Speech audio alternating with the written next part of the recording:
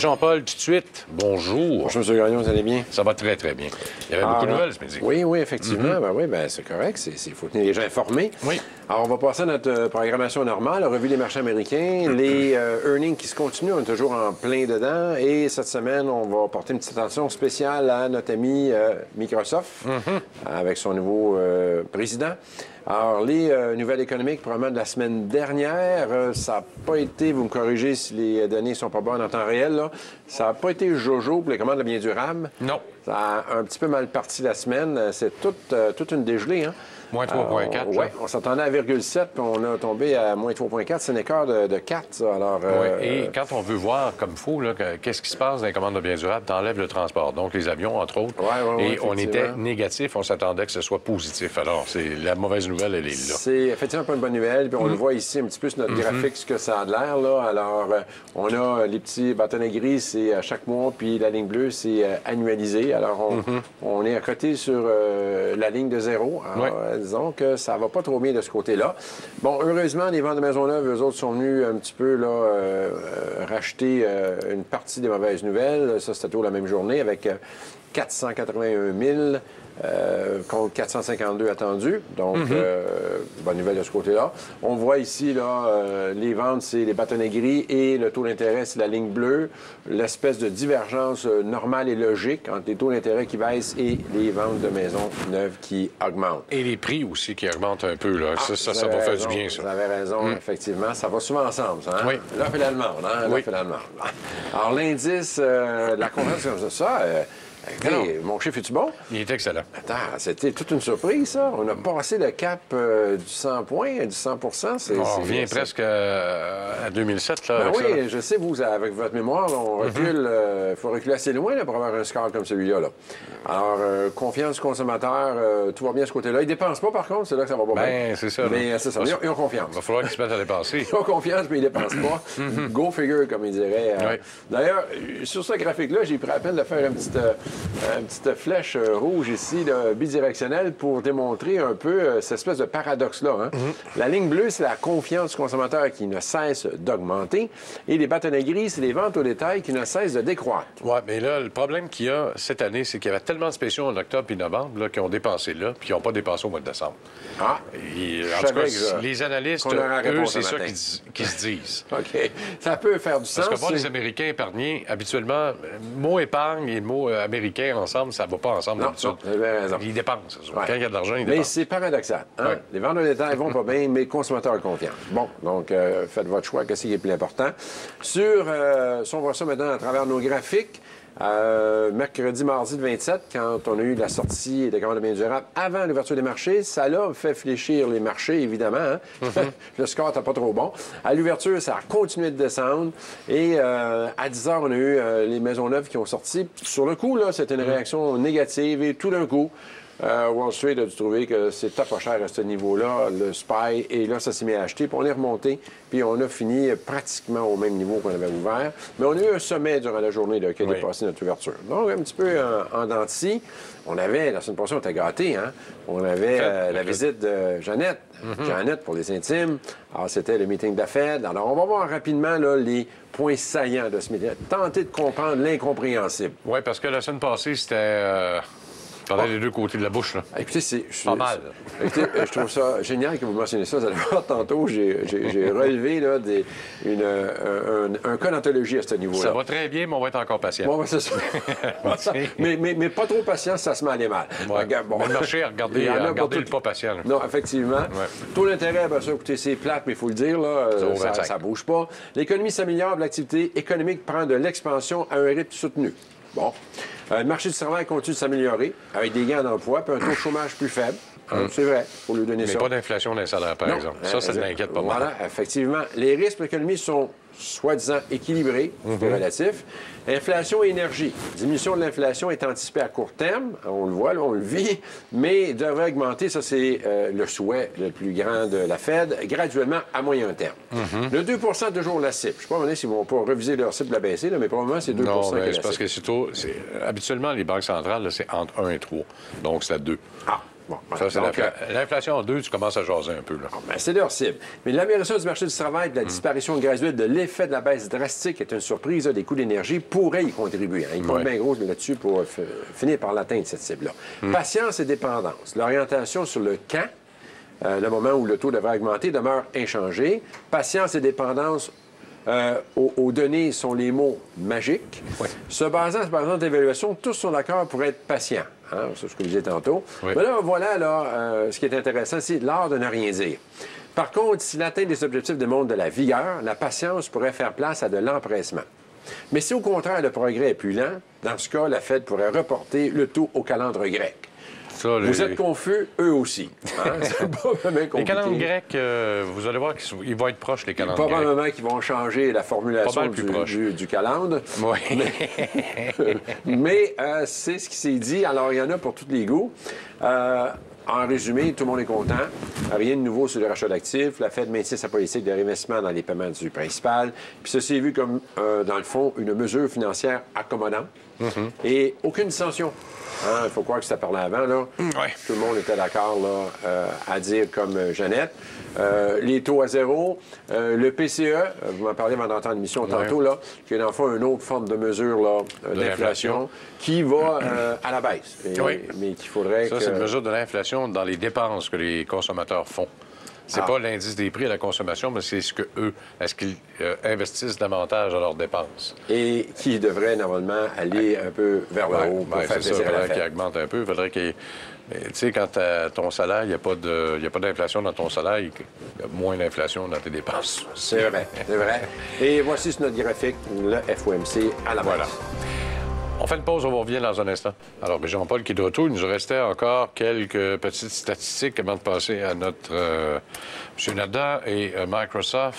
On était rendu où exactement? On était rendu vers jeudi à peu près, là? Oui, bien, on avait fini le meeting de la Fed. Juste montrer sur le graphique la réaction, parce que c'est toujours...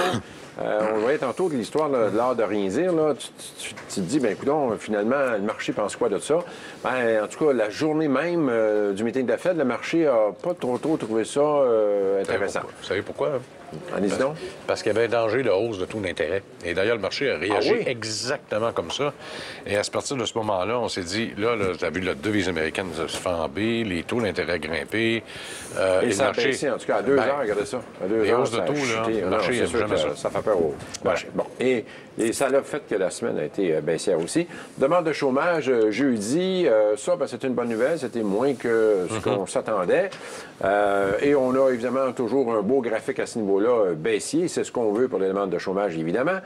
Ça n'a pas eu de gros impacts en pre-market. La journée, par contre, s'est bien comportée. On a eu une journée haussière jeudi. Vendredi, produit intérieur brut, ça non plus, ça n'a pas été nécessairement une bonne nouvelle. Hein? C'est pas le premier en bleu, là, c'est à cause de lui. Oui, effectivement.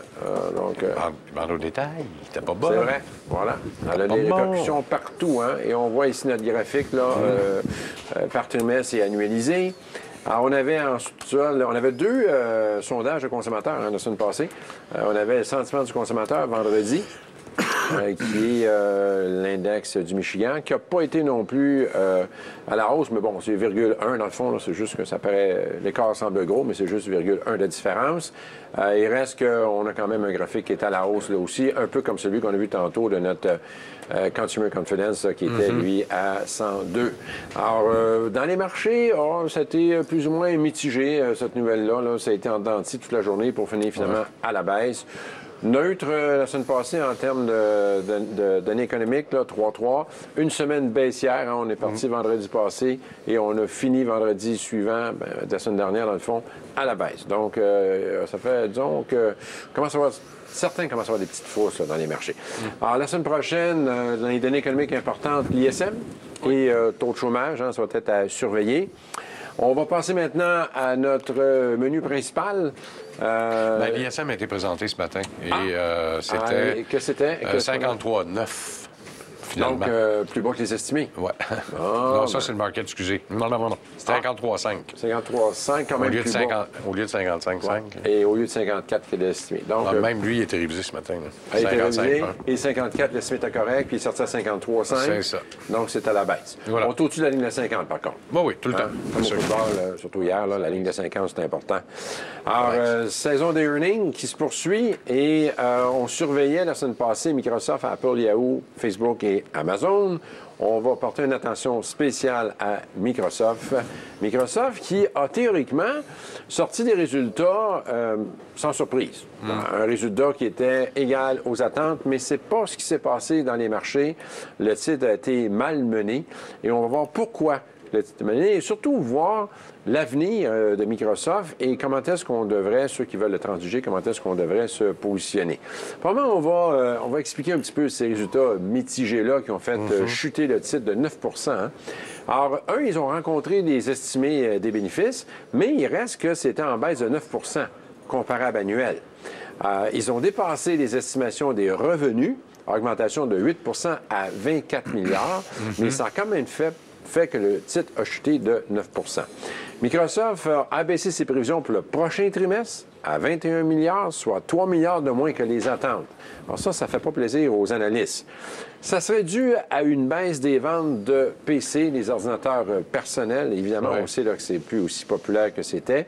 Et leur transition obligée vers le cloud. Mais pourtant, les revenus du cloud ont doublé. C'est vrai. Pendant cette période-là. C'est vrai. On va voir qu'est-ce qui fait. Pas assez pour combler le reste. Bon, ce qui arrive, c'est qu'il y a toujours là, il y a un contrepoids. Ça a déclenché, en passant, ça a déclenché aussi une avalanche de décotes d'analyse. Hein. Fait que c'est rien pour aider non plus. Hein. Quand ça va mal, ça va mal. Baisse et coupure. 13 de baisse comparable annuelle sur ces produits d'équipement Windows qu'on appelle EOM. Là.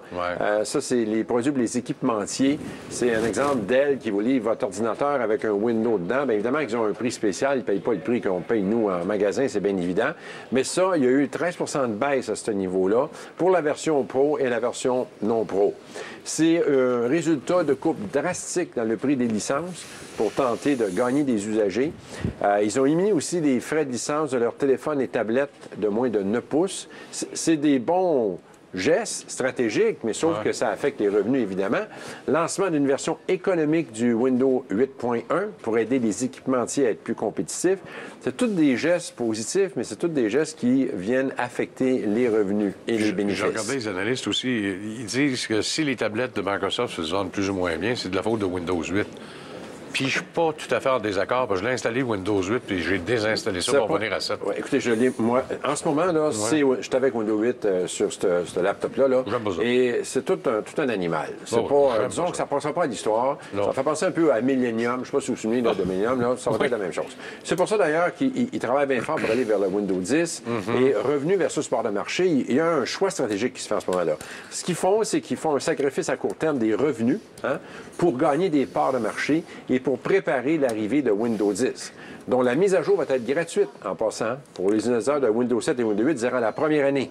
C'est nouveau, ça aussi. Alors, mais ils veulent tenter là, de se repositionner. Ils font le pari de consolider 70 du marché fragmenté du PC. Avec plus de Windows 10 installés sur plus de PC, la mathématique est assez simple, ça laisse Microsoft en meilleure position pour pousser ses produits cloud, tels que OneDrive, Office 365, Dynamics CRM, puis Azure. Alors, l'idée, c'est que plus ils vont avoir une présence sur les ordinateurs par leur version Windows 10, plus ça fait des clients, des usagers potentiels pour consommer leurs produits cloud. Surface et cloud, vous en parliez tantôt de la Surface. Les ventes de la Surface Pro 3 ont augmenté de 24 comparable annuel à 1,1 milliard, mais c'est bien en deçà de ce que les analystes s'attendaient. Les revenus du Windows Phone ont baissé de 11 mais la vente d'unités a augmenté de 13 C'est complexe, hein? Baisse Saint-Barth augmente de l'autre côté. Les revenus cloud, ce que vous disiez tantôt, ont augmenté de 114 Ça a doublé, cela, là, année sur année, mais moins que prévu. Alors, c'est toujours une question de ce qu'on s'attendait par rapport à ce qu'on a obtenu, mais ça démontre quand même une progression constante dans le domaine. En conclusion, Ça va probablement aller encore plus mal avant que ça aille mieux. En anglais, it's going to get worse before it's going to get better. Microsoft est une entreprise aux bases solides, engagée dans une transformation coûteuse, mais obligatoire. Ils n'ont pas le choix. Il faut qu'ils se transforment et ça coûte de l'argent, ça. Alors, si c'est bien fait, si c'est bien géré, à terme, ça va lui permettre de prendre le tournant cloud avec succès. Et en conclusion, le titre, si on y va du point de vue qu'est-ce que je fais avec le titre, là, va probablement connaître un mouvement de côté durant un certain temps, avec une légère baisse. Donc, c'était un petit mouvement de côté avec une petite pente douce vers le sud durant une bonne période, jusqu'à Wall Street, dans le fond, puisse bien mesurer le changement du nouveau modèle d'affaires de Microsoft, parce que c'est ça qu'ils font en ce moment-là. Okay. Ils sont en train de se réinventer, donc il faut que Wall Street, là, arrive à dire, ben oui, finalement, on valide tout ça. Alors voilà, malheureusement... Ils l'ont mal géré la semaine passée. Oui, bien, effectivement, ça a mal parti, mais bon, peut-être qu'ils ont fait un pas en arrière, en fait 47 à 43, là. Effectivement, ça, c'était la journée en question des earnings. Oui. C'était très mal reçu et ça a continué de baisser dans les jours qui ont suivi. Et regardez ça, si on met ça ici en tendance hebdomadaire, là, on a brisé une tendance importante haussière. Donc, c'est pas peu dire ce qui est arrivé. Et c'est pour ça que probablement qu'on va connaître encore un peu de baisse, mais éventuellement, ça pourrait peut-être là, jouer en leur faveur. Apple, hein, quoi dire d'Apple qui continue à monter vers les cieux. Alors, ils ont battu les estimés. Effectivement, battu estimés, 3,06 sur 2,60. Alors, évidemment, ça fait parce un que gap. Non plus, ils ne cassent pas la baraque avec leur tablette. Là. Ça baisse 18 mais les téléphones, aïe. Oui, effectivement, bien positionné. Alors, on le voit, ce que ça a donné, un bon gap de 7 on était à 117 cette journée-là. Et par contre, on a une petite zone de résistance actuellement à ce niveau-là. Donc, il faudra peut-être être un petit peu prudent. Yahoo ont battu d'une scène les estimés. Yahoo, c'est très volatile parce qu'il y a beaucoup de questions qui se posent sur Yahoo. Oui, effectivement. C'est Yahoo puis Alibaba, je pense. Hein? Ouais. Ben, ils voulaient vendre aussi la portion d'Alibaba. Compliqué leur relation. Compliqué leur bebelle, là. Ouais. Bonne pause, on répond à vos questions tout de suite après. Bon, ben c'est le temps de regarder les questions. On va y aller tout de suite avec Régent-Paul. Une question de Yann de Lévis. Il veut avoir notre avis sur la compagnie d'assurance Aflac, elle qui fait affaire au Japon et aux États-Unis. Techniquement parlant, je parlerai du fondamental. Oui, mais peut-être de vérifier ça de votre côté. Oui. Aflac, ça, c'est le célèbre petit canard. On se souvient de ça. Oui, d'ailleurs, nous allons tous les écrans. Voilà, c'est ça. Et, écoutez, Aflac, il a perdu un petit peu de plume dernièrement. Puis on est à un niveau, en plus ça, si on voit sur le graphique, je pense qu'on a le graphique avec moi. Oui, voilà. Donc, on a atteint un double sommet il n'y a pas tellement... Là, je suis en mois. On a atteint un double sommet en 2013 et depuis ce temps-là, qui était son sommet de tous les temps, soit dit en passant, en tout cas, je pense bien, à moins que je recule, voir si... Je dis pas n'importe quoi, c'est bien ça. C'était le sommet de tous les temps. Donc, il l'a atteint et qui, évidemment, c'est un sommet qui a été atteint en partant du creux de 2009, comme un petit peu tout le monde. Mais depuis ce temps-là, c'est en baisse. Alors, mensuellement, on glisse vers le bas. En semaine aussi. Et si on le regarde en jour, actuellement, c'est un peu mitigé parce qu'on aurait possiblement, là, peut-être une petite pause avec une chandelle haussière, mais ça peut être, c'est en jaune, là, genre ça fait en jaune, ça peut être une fausse chandelle. Il faudrait attendre une journée ou deux avant de transiger ça, parce que je pense qu'il y a encore un peu de baisse dans ce titre-là. Oui, effectivement. Et il va falloir attendre. Aujourd'hui, là, c'est un peu mitigé. Là. Les résultats financiers vont être présentés demain, d'ailleurs, du dernier trimestre de la FLAC. Et quand on regarde ce qui s'est passé au cours des dernières semaines, ça n'a pas toujours été facile. Non. Son exposition au Japon, fort probablement. Et si je regarde, puis les analystes qui ont commencé à reculer un petit peu sur le titre, un peu comme dans toutes les compagnies d'assurance aux États-Unis, il y a beaucoup de fluctuations. Jefferies qui s'est mis à hold avec un principe de 65, donc on abaisse les principes, puis... Ça brasse, l'assurance aux États-Unis. Oui, hein. C'est évident là, que ça brasse là-bas. Là. Alors, l'Obamacare, puis les pauvres, les comptes, c'est pas évident. OK. L'autre, c'est EQB Equitable Group, groupe équitable qui, au cours des dernières semaines, a connu ça a défoncé. Oui, écoutez, ça allait bien. Hein? Là, je suis en mois actuellement. Là, ça allait bien jusqu'au mois de novembre. Ouais. Décembre, on a eu un mois négatif. Oui, effectivement. Pic, là, juste là, ça. Et décembre, on avait une figure de chandelle baissière. On appelle ça un nuage noir qui, normalement, démarre bien des fois une baisse, malheureusement pour notre auditeur. fois. Et janvier, bien, ça a fait ce que ça devait faire par rapport au signal de décembre. Ça a baissé tout le mois. Et là, on commence le mois de février un petit peu à la baisse aussi. Alors, je ne sais pas ce qui s'est passé exactement, point de vue fondamental, vous allez nous le dire, mais ça a vraiment décroché là, depuis à peu près un mois et assez solide en plus de ça.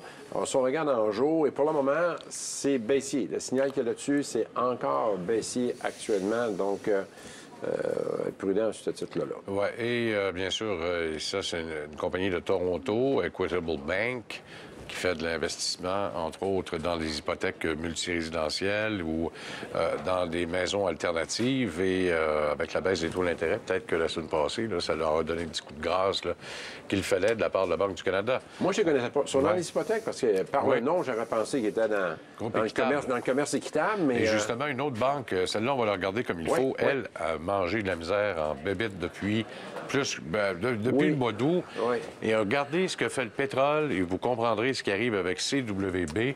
Notre auditeur nous dit, a beaucoup reculé dernièrement. C'est une banque de l'Ouest. Le pétrole, mais quoi d'autre? Pétrole, point, Yann de Lévis. Parce que le pétrole, ça, un peu comme Richard nous l'a dit tout à l'heure, il y a des investissements, des mises à pied. Eux aussi font de l'hypothèque, parce que c'est une banque, là, quand même. Ils font des hypothèques. Vous avez des employés qui ont acheté des maisons, qui ont une très forte hypothèque.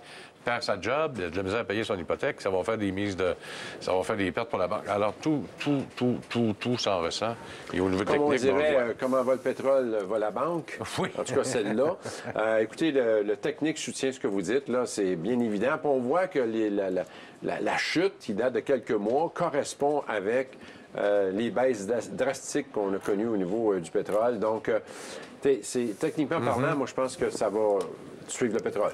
Si le pétrole se replace, probablement que cette banque-là va se replacer.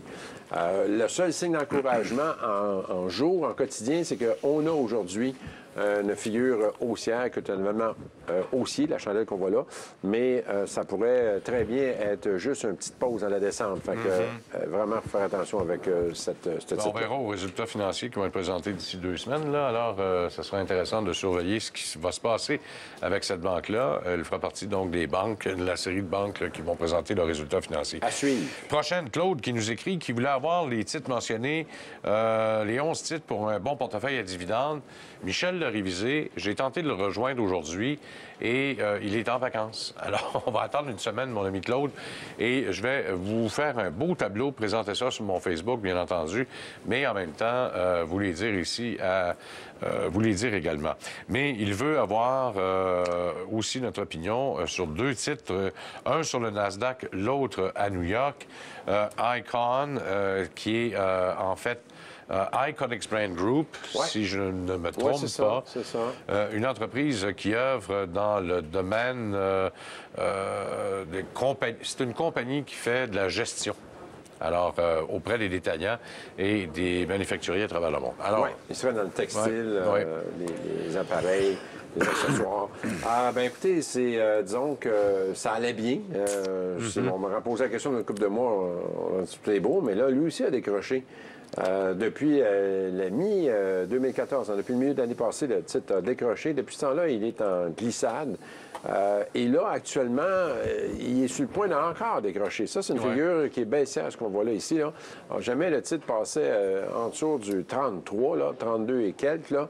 On pourrait encore là, se retrouver avec une baisse qui pourrait... Là, le prochain support est assez loin. Là. On s'en va vers 27,50. Donc, pour le moment, c'est pas de signal d'achat là-dessus. S'il décroche en bas de 33, il pourrait connaître un autre baisse. Il est suracheté en plus de ça. On voit ici en bas l'indicateur qu'on a. Donc, sur le point de décrocher à nouveau, suracheté, ça ne regarde pas vraiment bien à court terme. Et d'ailleurs, eux font de toutes sortes d'accessoires, mais sous bannière et sous licence. Et il y a beaucoup de ventes de fonds là, présentement là, de la part des détaillants, en tout cas pour ce genre d'accessoires et d'appareillage pour le sport. Et on l'a vu au cours du mois de décembre que les ventes avaient diminué quand même. Alors, ça explique fort probablement ce qui est en train de se passer à partir des ventes au détail du mois de décembre. Là, ça se stabilise. On va attendre peut-être les résultats résultats financiers. Il faudra attendre justement le C'est 15. Je pense que c'est le 15 février. Je ne suis pas sûr, là, mais en tout cas, je vais vérifier. On le surveille de très près. Il est quand même assez suivi. Mais quand on regarde les analystes, il y en a plusieurs qui demeurent optimistes malgré tout. On a aussi même les recommandations le 15 janvier dernier. Il y en a un, c'est World List Securities qui l'a augmenté à achat. Il y en a plusieurs qui sont à achat. 7 sur 11 sont à achat présentement. Prix cible de 44. Donc, il restera encore, selon eux, de l'espace. Il y a de l'ouvrage à faire. Oui, il y a de l'ouvrage à faire, effectivement. Mais je regarde ses ratios, cette entreprise-là. Il y a quand même un bon retour sur l'investissement, 16 retour sur le capital de 9 c'est peut-être... Mais pour ce genre d'entreprise-là, c'est correct. C'est l'endettement qui m'inquiète un peu. Il y a quand même 2 milliards de dettes là-dedans, cette entreprise-là. 144 sur l'équité, 50 sur ratio sur les actifs.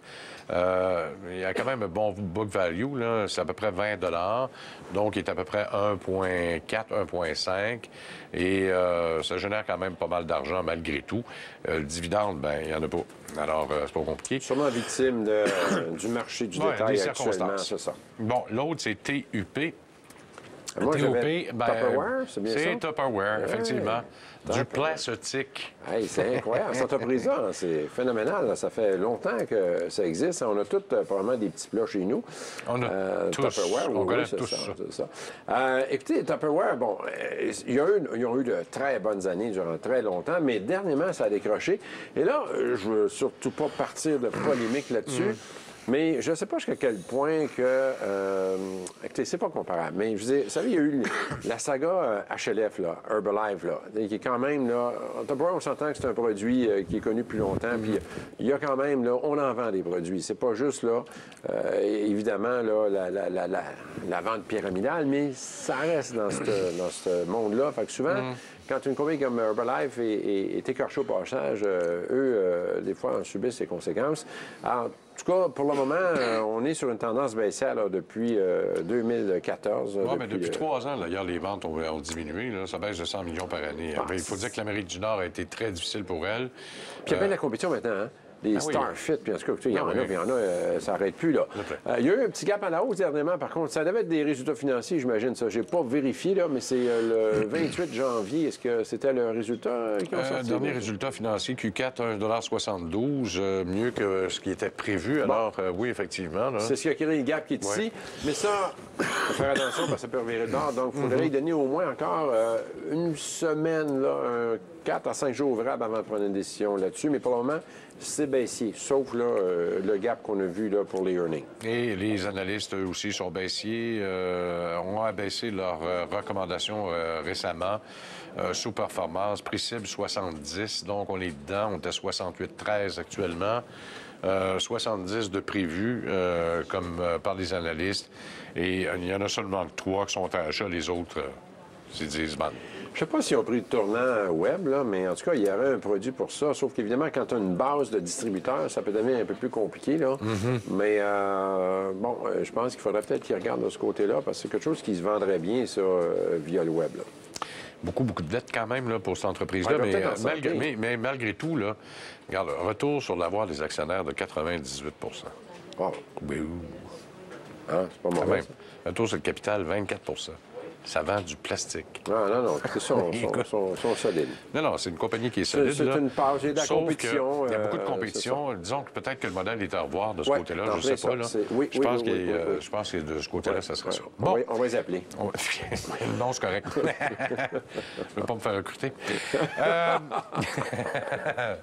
Alain Perrault qui nous écrit il y a environ 1 an, j'ai acheté le fonds ZPR de BMO. Ce sont des actions privilégiées.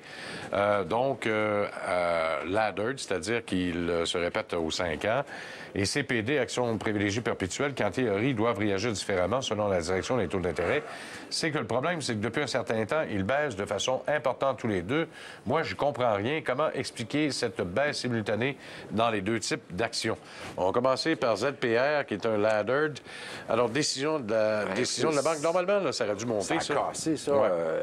Puis pas à peu près. Marquez bien qu'on avait une figure chartiste qui puis je ne l'avais pas étudié à l'époque, mais là, maintenant je le vois, il y avait une figure chartiste qui annonçait ce bris-là, qui était un triangle descendant.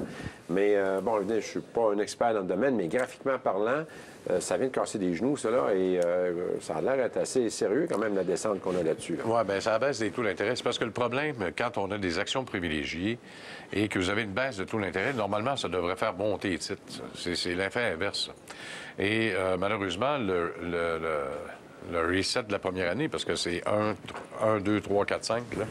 Alors, on appelle ça laddered parce qu'on veut arriver, parce qu'il y a les resets et les perpétuels. Dans le domaine, c'est hyper complexe, cette histoire. Oui, effectivement. Même, j'essaie de faire attention en vous l'expliquant, parce que je ne veux pas me tromper. Là. Oui. Malheureusement, la première année, bien là, vous cassez tout l'intérêt d'un coup sec. Il n'y a pas d'effet, c'est effet nul. Alors donc, il n'y a pas d'argent à faire avec ça, sur le coup. Alors, c'est pour ça qu'il a baissé. Et l'autre, c'est CPD. CPD, lui, c'est les actions, privilégiées. Graphiquement parlant, c'est la même chose. Oui, effectivement. Mais là, il est en train de reprendre du poil de la bête aujourd'hui. Oui, aujourd'hui, oui. Il a regrimpé. Oui. Alors, c'est juste une question de pouvoir refaire de l'argent avec les revenus fixes à l'intérieur de ça. Alors, moins de rendement, moins de... Le titre devrait normalement grimper, mais c'est le rendement alors qui baisse dans ce temps-là, malheureusement. Ouais. Jean-Paul, merci beaucoup. Bienvenue. Yves Usereau qui va être avec nous demain. Je sais que vous avez posé beaucoup de questions à Yves. On va y poser demain avec un grand plaisir. Au revoir, tout le monde.